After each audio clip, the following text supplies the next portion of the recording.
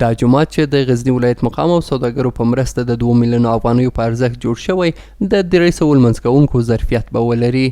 د دې ولایت د محبس مسؤلینو وویل چې د دې جومات څخه مخکې دوی د لمانځه د ادا کولو لپاره د مناسب ځای د نشتوالي سره مخ وو. د چې د غزنی ولایت په زندان کې همداسې یو وړوکی اتاق جوړ شوی و او بیا مسجد ګرځول شوی و. د دې مجاهدینو او کارمندانو لپاره د جماعت لپاره بسنه نه ورکوله او ډیر کوچنی و. د غزنی ولایت د محترم والی صاحب په ډاډ هغه پخوانی مسجد شهید او په ځای باندې نوې آبادي شروع شوله.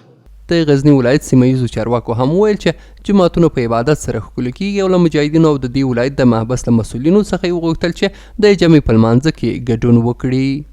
مسجدونه زموږ او تاسو دپاره په هغه کې لمونځ په جماعت سره لکه څنګه چې دا جماعت ښایسته جوړ سوی موږ چې اوس جماعت مزین کوو جماعت ښایسته کوو نو هغه په جمع سره په تلاوت سره په ذکر سره یقینا موږ د داسې ښایسته مسجدونو شاهدان یو چې باور وکړي د سړي روح ورسره تازه کیږي.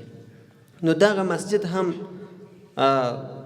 چې د مسؤلینو له طرفه ورباندې کار سوی دی او په داسې خوندور ډیزاین او ترتیب سره جوړ سوی واقعا زما لپاره ډېر په زړه پورې دی بلکې د ټولو ملګرو میلمنو لپاره به ډېر په زړه پورې وي.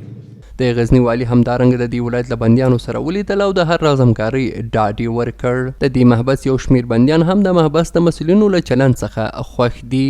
عبادت را و زمینه درس و دروس طلاب کرام و علمای کرام را در محبس برای مردم تأمین و ترغیب و تأدیب کرده است و بسیار بندیان خوش است ان شاء الله العزیز.